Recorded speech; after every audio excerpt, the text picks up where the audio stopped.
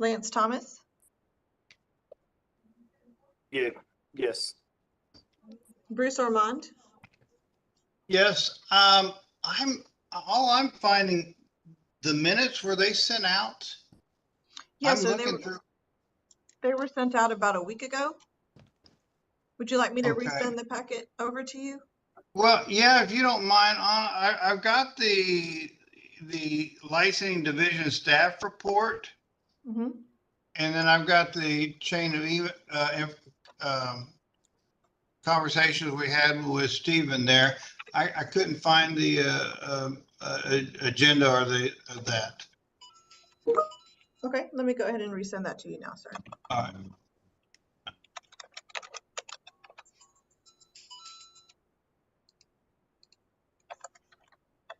Would you like to table this one until we get that over to No, him? that's sir? fine. I approve.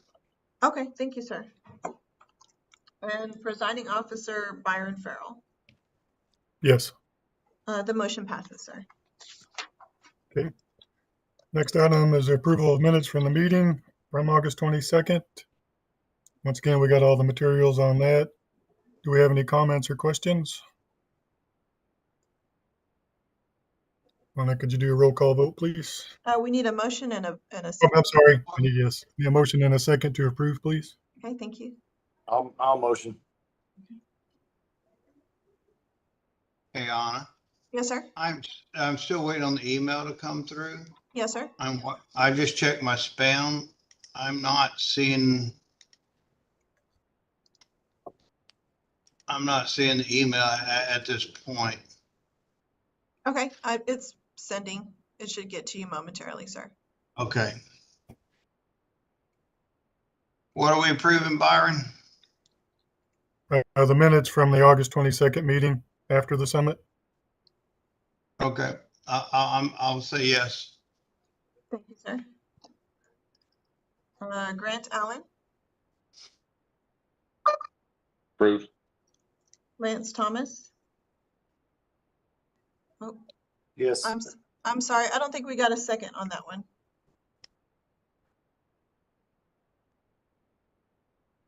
So we had a motion from Mr. I'll Thomas. second it. Okay. Okay, thank you, sir. And presiding officer Byron Farrell. Yes. Motion passes, sir. Okay. Next item up was public comment. We didn't have any public comment. That's correct, sir. So now we'll move into staff reports. First up is licensing division. Sam. Hello, everyone. Good morning. My name is Sam Torres. I'm the team lead from the tools team. Do we have that? Yeah, there you go. You'll see the what I did was I gave you the stats for 2023, fiscal year 2023 and fiscal year 2024, just because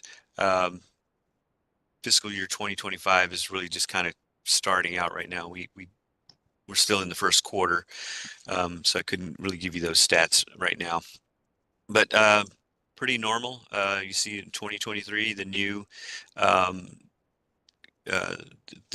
new applications we have, and then the renewals.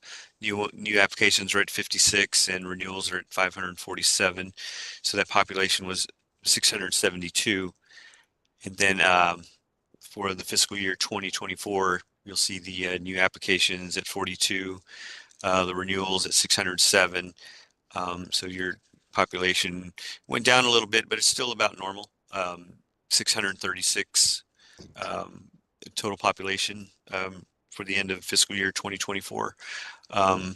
If you would like, since we're already into November, the last part of November, we could make those fiscal year 2025 the first quarter available to you probably in a couple weeks when we get into December, if you'd like. But they look pretty consistent from what we see from 2024. Any questions on those?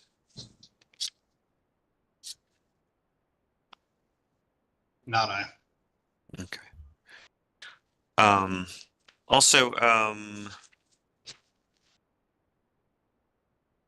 we had a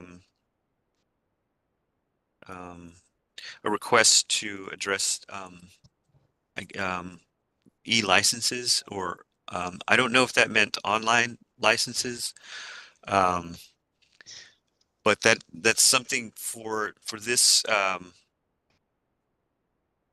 license type. It's not a very huge population, so we don't have anything as far as online. You know, as far as like online initial applications or online renewals. We don't have anything at this point, and really, it's not something that I could say is in the works or anything, or has been thought of or discussed as far as a need here in licensing. Um, I was just addressing that because I think that question had come up in the last meeting or something like that. I'm not exactly sure. Do y'all have programs that are using electronic renewal or license applications? We do have programs that we do online applications and online renewals. Those are generally our bigger populations. You know, because we have, you know, barbers and electricians and AC, HVAC contractors, and those are larger. Those go into, you know, like 35,000, I think 65,000, and even Barber and Cosmo, and I think that's well over 100,000. So it's usually for our larger populations. Okay. Okay, so yeah, I think I was the one that brought that up the last time, just because every you know, renewal, especially if there's any kind of like criminal history, like all that has, instead of just asking like, hey, has, you know, anything changed since the last application, you pretty much have to resubmit all the same information over and over. And the other concern is like that if you have someone that, you know, is possibly in violation of not having a license, you know, the Texas Automotive Recycling Association has been unable to get confirmation that that license has actually been requested or submitted. And yeah, because there, you know, obviously is a stack that they're waiting on going through. So that was kind of some of the purpose for requesting that. I see. Well, I'll say this. As far as our current licenses that we do online renewals, if there's something new that came up on your criminal history, you would still have to submit that, you know, a paper version of that. There's not an online way to do that. I mean, as far as, I mean, you can email it to us, but it's not anything that we can just do automatically online. Correct. So I'm there's just still that saying, like, process. repetitive stuff, you Yeah, know, yeah. if nothing, if there's been no change since the previous period, you still had to fill out all the same paperwork every single year and submit that in. I see. Okay. Do you mean as far as like your, if you had a stormwater permit or something like that, or? Well, stormwater, I understand, because that renews regularly, but you know, like if you have something on your criminal history that's like 10 years old or Oh, you know, however long, you have to resubmit Sure. that same and wait on that every time. so I didn't mean to cut you off, but that actually, what it will ask for is if you've had anything new since your last renewal. So if nothing's changed since your last renewal, then you don't have to resubmit that information Okay. again. Okay. I Yes, sir. apologize. I didn't notice that Oh, was on it now. no problem. I'm glad to clarify that for you. So Lance, that person you killed 5 years ago, they've already cleared that. And so each year you don't have to, So I You're don't have still to good. keep- I don't You're have to still keep- good. yeah, you don't have to bring it up, you know, I know the PTSD of that. Yep, Yes, sir. that helps. Okay. Any further Yeah. questions or anything, discussion? No further questions? Okay, All thank you, right. Sam. Thank you very much. We're gonna I want to say do this, customer service. right quick, I Bruce? apologize. Um, Okay, go ahead. Keep going. I'm sorry. My bad. Move to the customer service division. Patricia? Hi, good morning, advisory board members. I'm Patricia Martinez, manager in customer service, and I'm bringing you the statistics for contacts received for fiscal years 2024 and fiscal year 2025. So far, our contacts seem to be pretty consistent, but please let me know if anybody has any questions.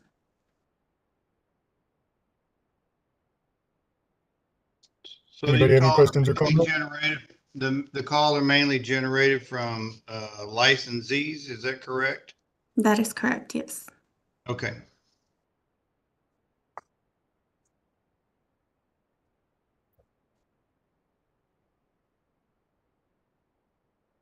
Any other questions? Okay, thank you, Patricia.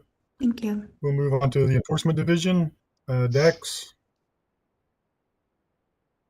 Good morning. My name is Dax Garvin. I'm one of the enforcement attorneys on the transportation team that handles UAPR matters. The last time we met, you saw updates on how statistics had been reported. The program remains one without a lot of activity. It's very small, which is consistent with what others have been talking about. In fact, I don't have any new orders or anything since the last meeting to discuss with you, as no cases have been resolved by an agreed or default order since the last meeting. But at the top of the report, you can see the division's performance measures, which are those that are reported to the legislature. You may have noticed that they've been reorganized, and it's different to make it easier to compare one fiscal year to another. Last time we discussed how there had been fewer complaints filed in 2024 than in 2023. Today, I'd like to direct your focus to the average time for closing complaints in days. In fiscal year 23, the average time was almost 246 days. Now it's about 240 and a half. So overall efficiency in handling these types of cases has improved. The next section on the report is the criminal history review for applicants that might have a disqualifying criminal history act. These cases are handled by one of the criminal history prosecutors, so not me or the other three on the transportation team. But you can see that APR makes up for a minuscule fraction of all of these cases. In fact, it's less than 1%. Total applications were down in 24 from 23. 134 were done this last year versus 142 in the prior year. The next section details where the enforcement division's complaints come from, whether they're from consumers or from somewhere within the agency. The top of the next page puts this into a graph that you can see if you prefer to see it that way rather than just numerically. Most APR complaints come from individual consumers, which is consistent with what was just reported as far as what has come in for 2025. In our next section, that details the caseloads from within the enforcement division. You can see the number of cases closed has also increased, which has reduced the overall number of cases open in the UAPR program. The orders issued are the ultimate end result or resolution of cases. And in both 23 and 2024, there was only one agreed order. And that's where someone was made to actually pay a fine for a mistake. The penalties and consumer remedies section details how many fines were assessed versus collected. And so those get into more specific statistics. No licenses were actually sanctioned with any kind of hold or revocation or anything during the last 2 fiscal years. In the cases closed without disciplinary action section, this is where this division and enforcement really shines, in my opinion. Enforcement's goal is not to only collect fines, but to just try and overall gain compliance for both the law and the rules as they dovetail together. When a licensee is able to take a corrective action, sometimes we are able to close a case as informally resolved. There are also times where they're investigated and closed for insufficient evidence of a violation. But specifically, I'd like to draw your attention to the increase in the number of warning letters here. Overall, warning letters are used when a respondent lacks history with the department and hasn't really been complained on too frequently or gotten in trouble before. And it's our opinion that the public and the residents of Texas benefit by directing the respondent to a corrective action. And that also helps to increase efficiency and conserve department resources. The final section details the alleged violations at opening. And these are just the reasons why cases get opened in the beginning. That's another way of labeling that. Here you can see that the number of unlicensed operators decreased from 21 in fiscal year 23 to 11, which that's one of our biggest goals, is making sure that all the participants are licensed. And the last section details the violations that resulted in disciplinary action, which is the type of cases that we acted on. If you have any questions, I am available to answer those and look up anything that I may not know off the top of my head. Hey, Dax, Lance Thomas, BYOT Auto Parts. Hey, so our executive director for the Texas Automotive Recycler Association recently submitted, upon my request, a complaint on an unlicensed operator, and we didn't get any feedback. She received a letter back in the mail, like requiring proof. And I don't really understand, because like obviously they're asking for receipts and stuff, and we don't have receipts. Literally all you gotta do is call them and ask them if they're selling auto parts, and they'll tell you, yeah, but it's I guess there was no follow-up. We just sent it back and said they're operating, go by there. And we haven't heard anything back. Okay, do you know when that was, or? I think it was last month. I could get the exact dates and stuff. Well, all I can do is kind of explain the process. If that's what you're wanting me to do, I certainly don't mind trying to have somebody look into it and circle back to you, Mr. Thomas. But in short, that would be part of investigation that happens before it gets to me or one of the other 3 attorneys. And so if it's only a month old, there is 0% chance that it's ever made it to one of our desks. It's probably with an investigator, or depending on how it was structured, it might have gone as an inspection, but it sounds like it should have gone into investigations based on your explanation of it. Usually cases when they get to an attorney are between 2.5 to 3 months old, and that's a young one. I mean, it's very common for me to get cases that are 4 and 5 months old. So if they sent a letter back asking for something, it might be that, the party reviewing it didn't think there was enough to refer it to investigations. But I don't have any way to send that. I don't even know that it would have a case number, but I'm certainly happy to use names and either look into it or have somebody on that side look into it further. If you want to give me that info either here, or, I can email you after the fact, or go from there. Yeah. I mean, yeah, just send me an email and I can get you the information. That'd be great. I appreciate it. Hey, Dax, Bruce Orman here. Question is, I know in the past we were big advocates for helping our industry, collectively and through the organization of Terra. I know we had been required originally to have a phone number if possible, an address, and if we could get pictures. I think for our educational sake, going forward, is there more required that makes the investigators actually accept it, so that when we do submit them, we have all the documentation required? Receipt seems a bit extreme, but if they're operating as a business there, but maybe you can illuminate on that a little bit. I honestly don't know what investigations require. I mean, again, that is stuff done before it gets to us. So I can find out for you and comment or circle back. But I mean, they gather things and review it and then send it to one of us. And then we get it and look at it and determine Sure. whether or not there's enough there to legally proceed. And at least my personal approach is, hey, do I have enough here? If someone contested this and I ended up sitting in front of a judge at the SOA, would I be able to meet my burden of proof?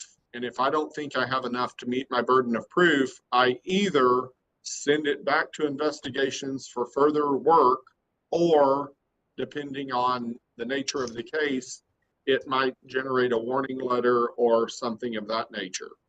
But I mean, every case is different, so it's kind of impossible to say they always do X or Y. But I can try to find out if you would like. Maybe somebody from the investigation department can reach out to us. And like I said, we're just kind of looking for a template, kind of like we do when we send in our application each year to you guys. We know we need stormwater insurance, documentation, to try to help expedite it. So you guys aren't having to go, hey, we need more, we need X, Y, Z. That would be helpful going forward if they don't mind somebody from investigation reaching out to us. Okay, I can try to have that happen. Okay. And by us, do you mean you specifically, or do you have someone else, or? To the advisory board so that we can pass it on to the industry. Okay, Dax, if you could send that to me, I'll forward it to everybody Okay. on the board. Thank you.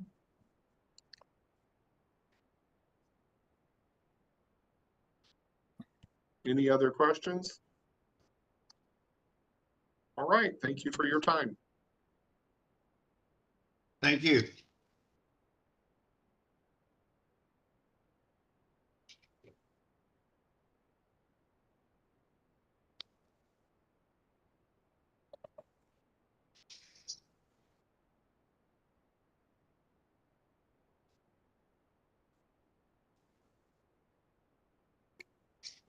Mr. Farrell, we can go ahead and move on to the next item. The compliance division, Michael? Good morning, board members. My name is Michael Strawn. I'm a manager for our compliance division, here to give you our compliance report this morning. And I'll wait for it to appear on our screen. All right. So first, just want to kind of give a little bit of a personnel update. We are still looking to post a APR liaison for this program.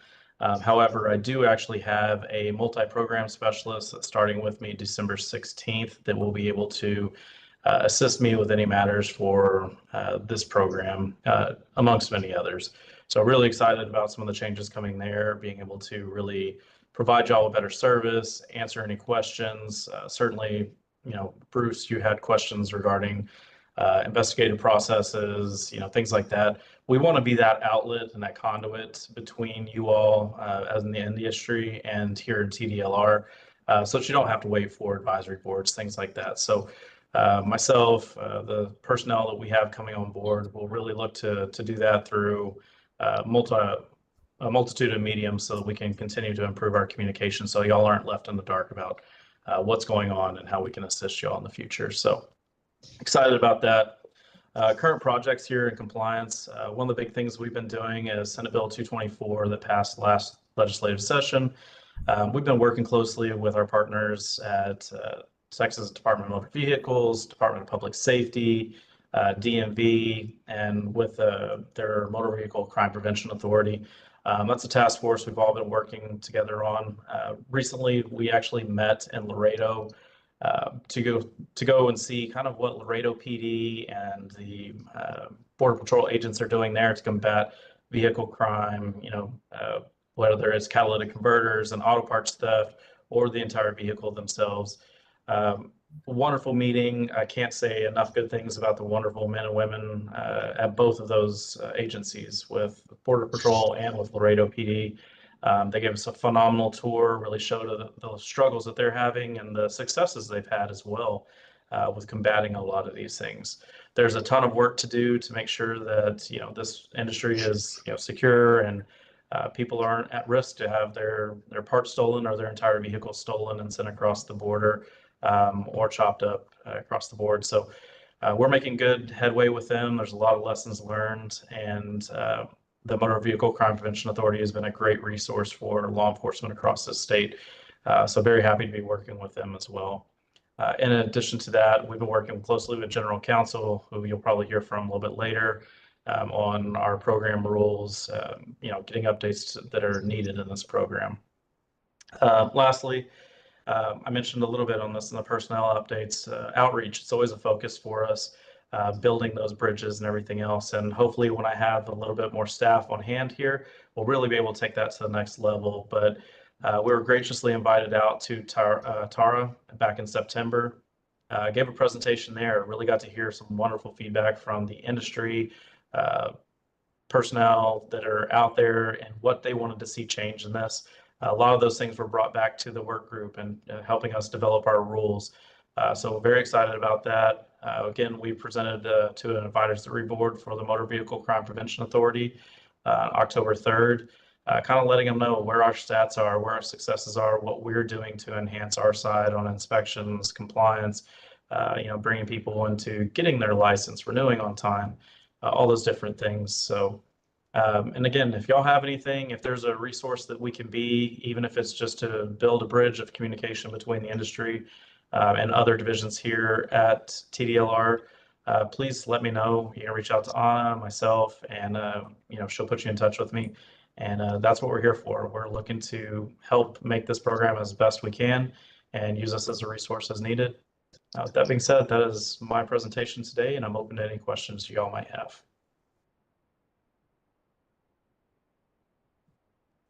I got zero questions. We appreciate everything. We appreciate the new direction.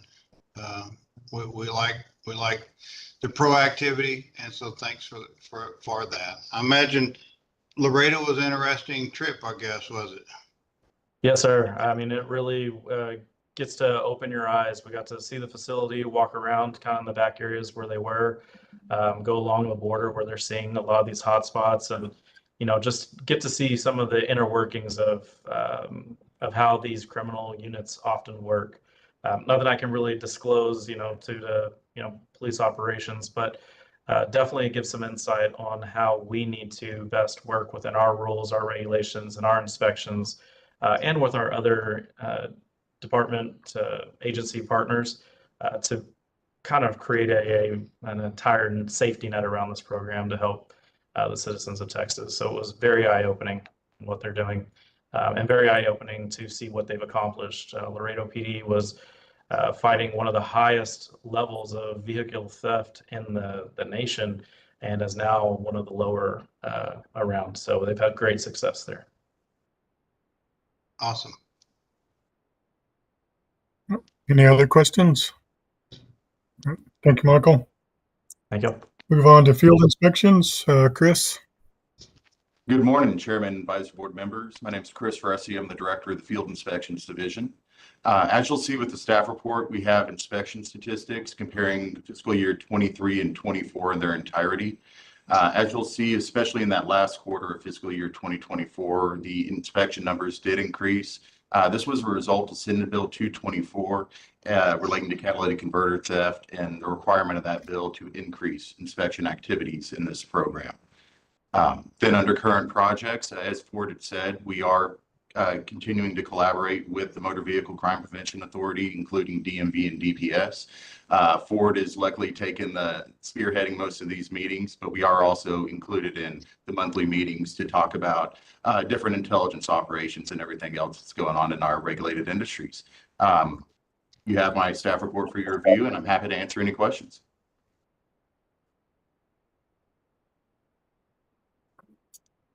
Anyone have any questions or comments? Great job. Perfect. Thank you all. Thank you, Chris. Appreciate it. Move on to executive office. Brandy. Good morning, presiding officer, board members. My name is Brandy Myers. I'm the Deputy Executive Director over our administrative services. Since the last time you met, we have added a new Deputy Executive Director to our staff, and her name is Miss Susanna Holt-Catrone, and she is here with us today. And so she's going to introduce herself. Susanna? Good morning. It's nice to meet you all. I started with the agency on October 1st, and I have the privilege of supervising the compliance, field inspections, and enforcement divisions. So thank you, Ford and Chris, for your reports this morning. I have a 25 years in public service, and I most recently was working at the Workforce Commission, and I'm thrilled to be with the agency. If any of you ever need anything, please feel free to reach out. Thank you. Thank you. Welcome aboard. Welcome, Susanna. Thank you. Thank you. Thank you. Thank you, Susanna. So to let y'all know, our leadership team in the executive office is now full with the addition of Miss Susanna, so we're really excited about that. And that concludes my update. I'm happy to answer any questions. Any questions or comments? Okay, thank you, None for Brandy. me. All right, we'll move on. Next up is the rule.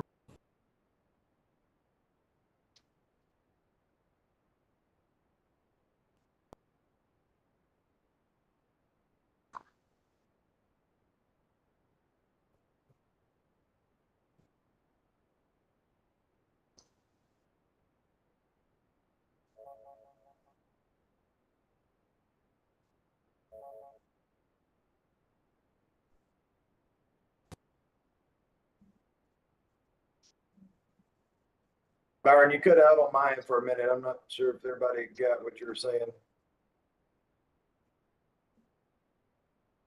Okay, thank you, Brandy, for your report. I was moving on to the work report from Stephen. Stephen Leary, Assistant General Counsel. Are you able to hear me? Can you confirm? Give me a thumbs up if you can hear me. Okay, very good, very good. I also had some kind of glitch where kind of froze up and I heard silence. I wasn't sure if I was still connected. So following our last advisory board meeting, the rules work group met on October 1st, and it consisted of Mr. Ormond and Mr. Thomas. We discussed the feedback that the board had received during the summit and the prior advisory board meeting. There are some written comments that had been submitted by Tara. And we discussed some possible changes to the rules. And we put those together in a draft. It's in your materials today. I'm going to share it up on the screen. The version I'm going to share on the screen, the changes will be highlighted in red, make it more visible. And I'll walk through them. And what I'd like to do is just go ahead and take G. Well, yeah, we're on item G. So yeah, I'm going to walk through those changes and just interrupt me at any time you have any questions. And I do recommend one change from what the work group recommended, having to do with the records retention requirement that corresponds with a rule from the Department of Motor Vehicles. And we'll get to that momentarily. So at this point, I'll go ahead and share up on my screen the rules, the version of the rules that the work group had recommended. Now I'll walk through it. And I apologize. I believe I have the wrong thing. I apologize. One moment.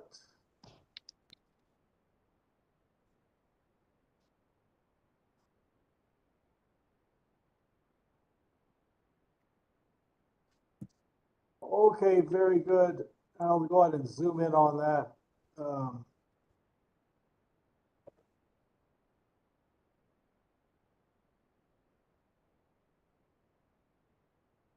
Anna, are you able to see those rules on the screen? Yes, thank you very much. Okay, very good. Mhm. So starting with Rule 87.1, authority and applicability, you just see in paragraph A, we added in subchapter D. Tara had recommended that just to make clear that the only part of chapter 2305 of the Occupations Code that applies to this industry is a new subchapter D that has to do with catalytic converter sales. So we did make that change. In Rule 8710, which deals with definitions for the program, we left most of that alone, but in paragraph 15, used automotive part, the work group recommended taking out this sentence that the term includes a catalytic converter.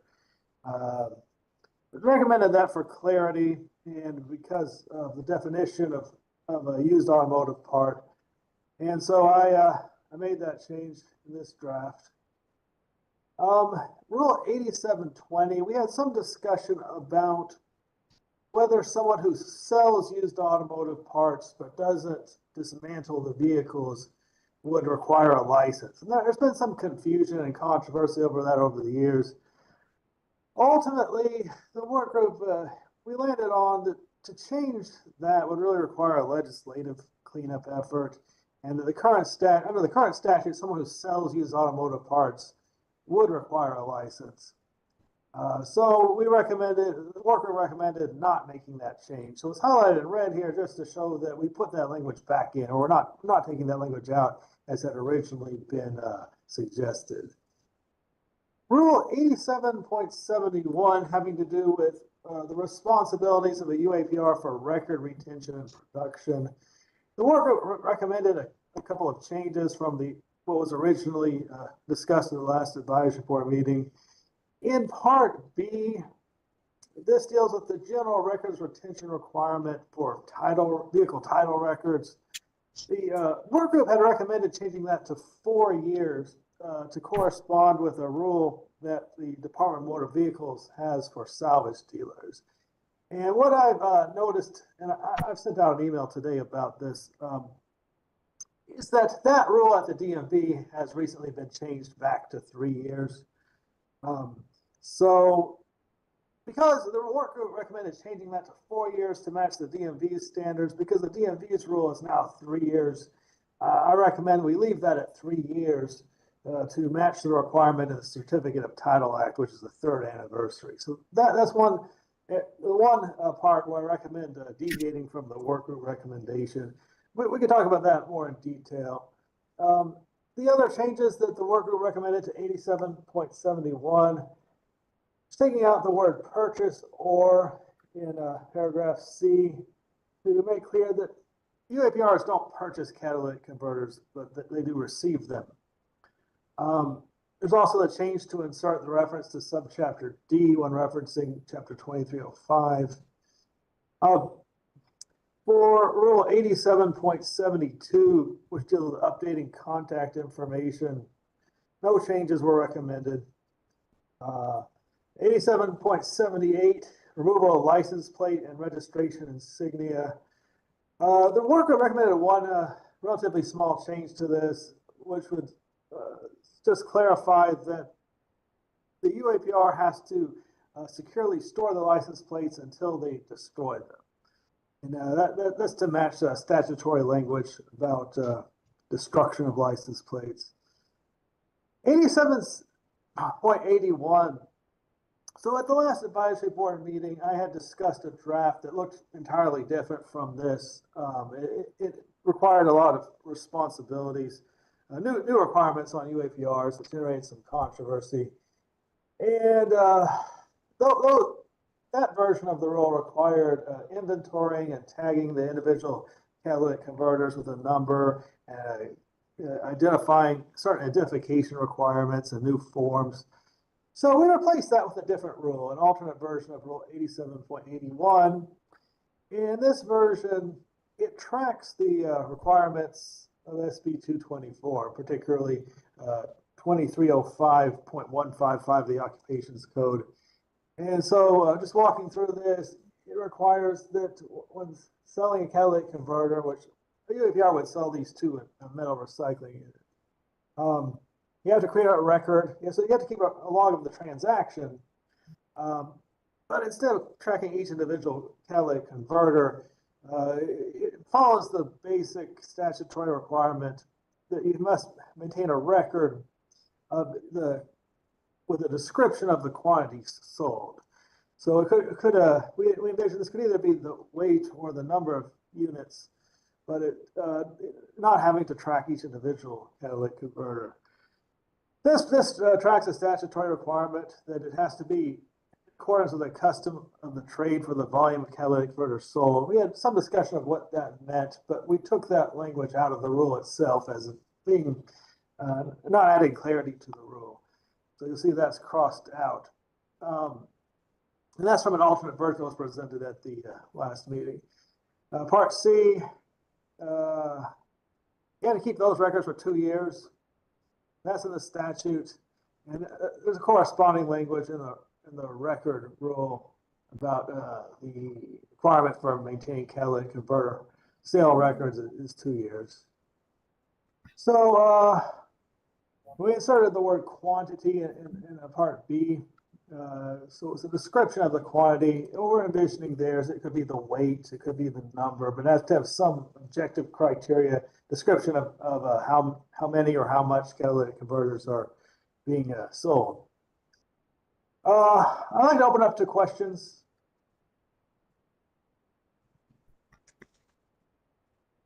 Comments? Anyone have any questions? Okay, and I'm good. So I recommend that the advisory board propose these rules with the, as recommended by the work group, with the exception of the change to Rule 87.71. We'll move 4 years back to 3 years. So that's my recommendation. Now, what would Okay, happen is do I have a motion and a second? I'll make a motion to accept the 3 years. I'll second. Who was the second? I'm sorry. Lance. Okay, thank you. Okay, Hannah, could you do a roll call vote, please? Of course. Bruce Ormond, Yes. Grant Allen, Yes. Lance Thomas, Yes.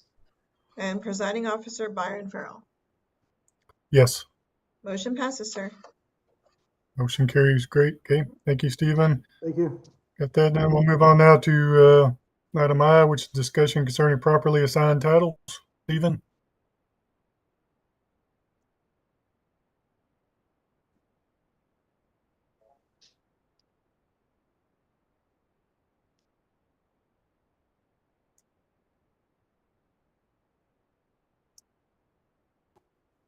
Looks like we lost Stephen.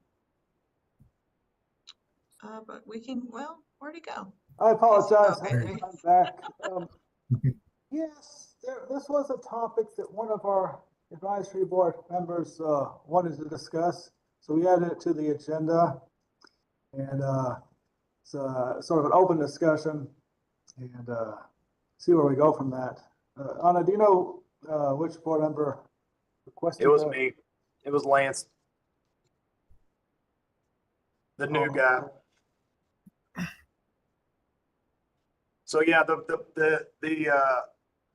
purpose is to just change the language in the current statutes from properly assigned title to just having ownership of the title itself or current title. Just because, you know, a lot of these vehicles are reassigned multiple times. They're going to end up one way or the other, either ending up in an impound, getting scrapped illegally, or ending up with us. And that's just it's something that's not really being enforced currently. And it's just something that really needs to come off since it's an end of life vehicle. Okay, and just to note, I did notice that in occupations code 2309.301, it uses that language properly assigned title. Let me just share that up on the screen and see if that's what you're likely referring to. All right, so do you have that on the screen now in subchapter G? Yes, we do. Okay, so Mr. Thomas, to change that would obviously require a legislative change, but And, I understand that's causing some heartburn. Yeah, and it shouldn't just be for a salvage motor vehicle. It should apply to any motor vehicle being purchased with the intention of scrap or dismantle, in my opinion. Okay.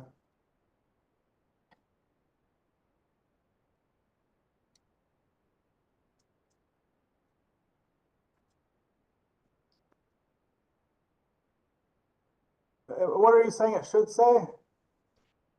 Just obtain a title instead of properly assigned title. It could say current title. It could say just the title. The biggest thing is just removing the requirement for a properly assigned.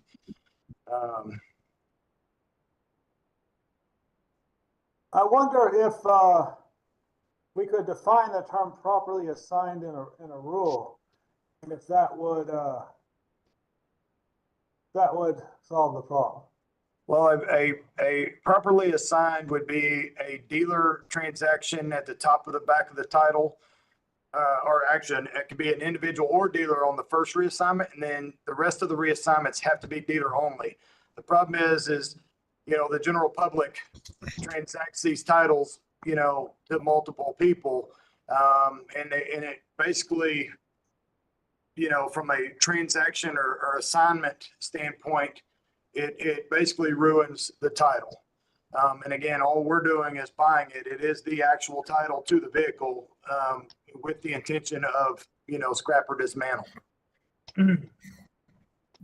I see. Well, Yeah, there's a lot of mistakes made on titles. Yeah. So, yeah, is that something that would have to be done legislative to change the language, Stephen, or? I believe so. I noticed that same term, so yes, I mean, to change the statute would require legislative change. We're involved only to a degree in legislative changes. As an agency, we identify strategic planning items, and we help draft legislation. We help answer legislators' questions.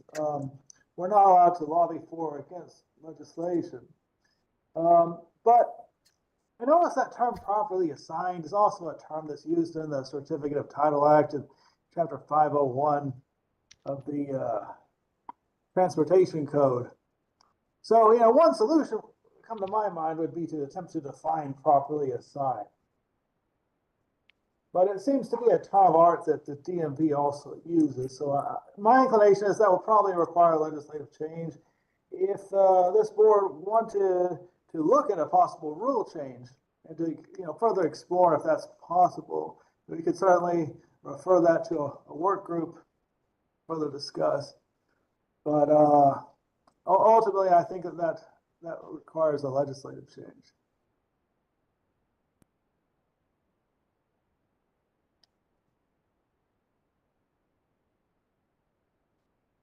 Something we want to turn to a work group with a I would Lance say would- so. I think it's a fairly important thing to change. I mean, we're fortunate it's not being pursued that heavily now, but DMV has gone through seasons where they have pursued that. And since it's been very difficult to get any no title laws passed, then I think that's an important thing that really just shouldn't apply to a end of life vehicle. Well, we could talk about it in a work group and talk about, making a rule change, but ultimately a statute trumps a rule, and we can't make a rule that's going to, overrule Sure. the statute. So we could talk about work group of developing a rule to define properly assigned. I see how that could be problematic if the DMV also uses that term and it uses it a particular way. So ultimately, that may be something you need to go through your industry lobbyist to the legislature to change. It may not be something that we can really do anything with, but it won't hurt to discuss it in a work group. So we certainly could take that approach. Okay. Lance and Bruce, would y'all be willing to do another work group on? Yeah, I'm good with that. Sure. Yeah, it's kind of a crazy busy time for me right now. We're digesting House Bill 718, but we'll be glad to. Okay, if you are too busy, I can do something else if you need me to do, Bruce.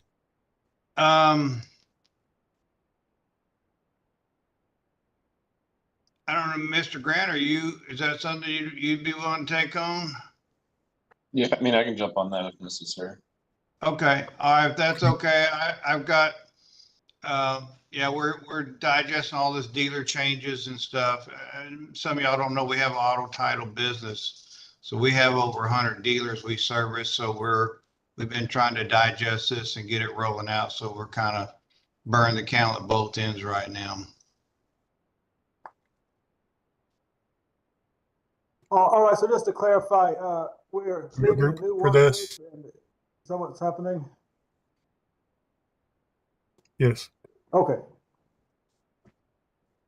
And who's on the work group? Is it Mr. Be Armand? Grant Allen and Lance Thomas. Okay. So Mr. Farrow wants to replace Bruce Ormond with Grant Allen. And that's for the rules work group.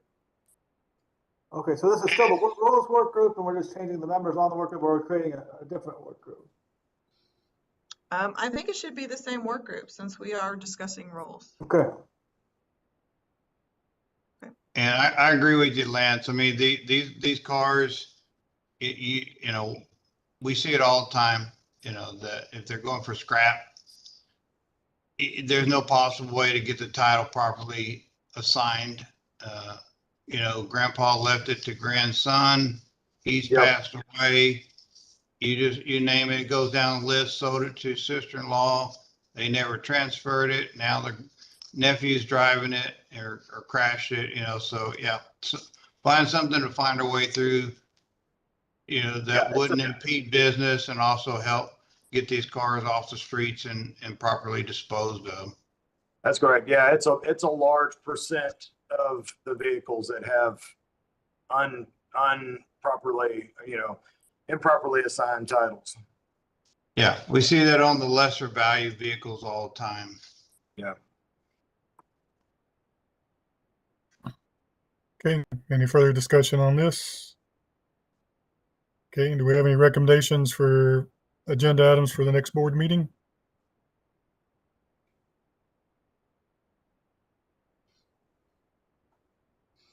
If I not, will we'll move on, add- discussion of date time. I'm sorry, sir. I'll add a rules work group update for our next meeting. And just to clarify, once we proceed forward with publication, there'll be another advisory board meeting to discuss the comments that come in. So I would anticipate the need to schedule another advisory board meeting down the line.